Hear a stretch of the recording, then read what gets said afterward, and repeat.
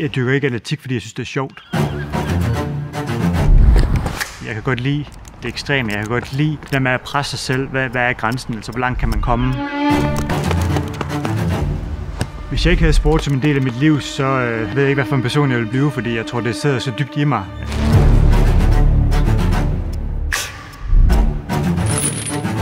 Jeg kan godt lide at vinde.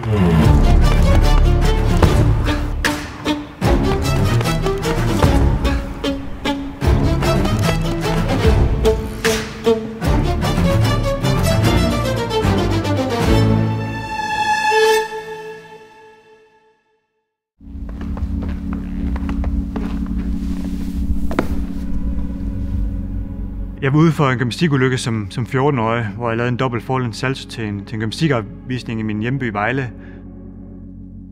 Jeg landede forkert, så mit ben det gik af led. Og så blev jeg kørt på hospitalet ret hurtigt efter.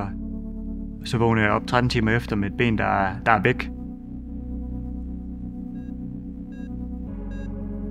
Når du er i sådan en situation, hvor du har mistet dit ben, og alting ser sort ud. Altså det nemmeste i hele verden, det er at få alle de her negative og mørke tanker og give op på det hele.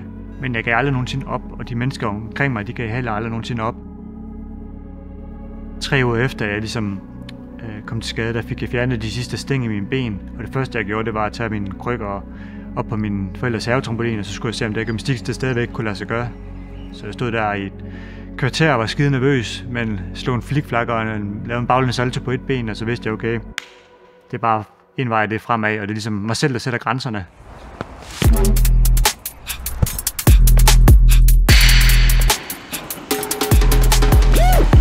Første gang jeg var med til de paralympiske lege, det var en vild oplevelse. Jeg følte mig som sådan en gladiator, der kom ind på Colosseum. Altså det gav mig bare så meget energi, og jeg fik ligesom brystkassen frem, og sprang over 6 meter, som var mit mål, og endte med at vinde en bronzemedalje, som var helt uventet. Og det var ligesom der, jeg fik mit store gennembrud.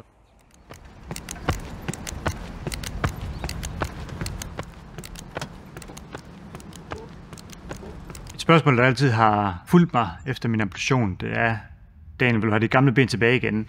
Og jo, selvfølgelig vil jeg da gerne have funktionen tilbage, men jeg vil ikke bytte det for den person, jeg er blevet til. Jeg tror, jeg er meget taknemmelig og glad for, hver dag jeg kan få lov til at gøre det, jeg gør her. Fordi jeg kan få en skade i dag, som gør, at jeg ikke kan lave min sport mere. Så på den måde er jeg også meget bevidst om at nyde hver dag, selvom jeg ligger og brækker mig i en skraldespand.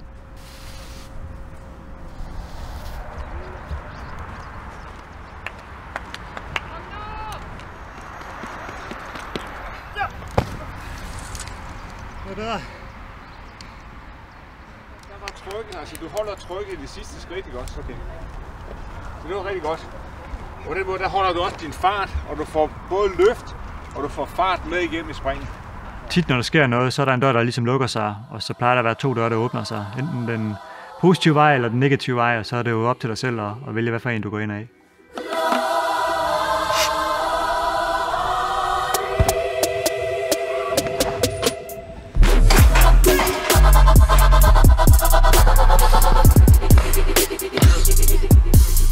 Oh my.